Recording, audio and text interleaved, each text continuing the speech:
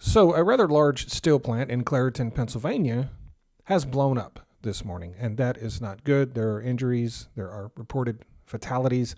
Not sure of those specific numbers, but it's a rather large plant, employs 1,400 people in the area.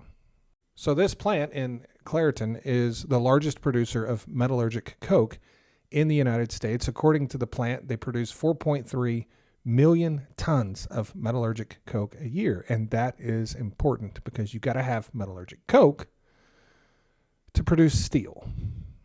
So this explosion is fairly significant. We have no idea, no word on the amount of damage that has occurred as far as how long will this plant be down. And that's important because, like I said, this plant produces more metallurgic coke than any other plant in the United States. In addition to that, this plant is part of the U.S. Steel, Nippon Steel acquisition.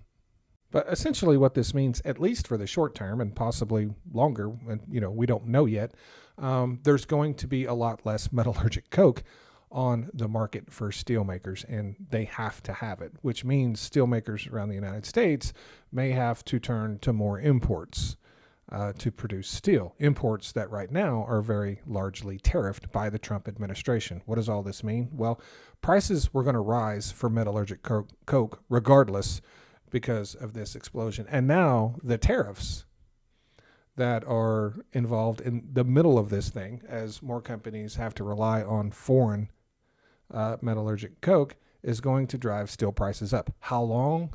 I don't know. It really depends on how long the plant is down. Steel prices in the United States are already up, depending on the type of steel, but on average around 20% year over year. And understand that when steel prices are high, that has a huge ripple effect across the U.S. economy. Economists had predicted that just the tariffs alone would result in a 0.5 point drop in GDP in the United States. So, of course, we don't know as of yet what the total impact of this will be, but it's quite possible that it will be somewhat significant and drive steel prices up even more. I can say with 100% confidence, steel prices are going to go up, and so are metallurgic coke prices, at least for the time being, until we know more. I think easily the best response from the administration at this point would be to temporarily drop any steel tariffs that are in place until we get through this event and see how it plays out.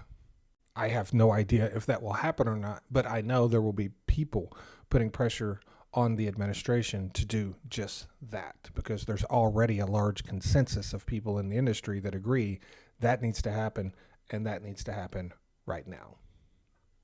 Thanks.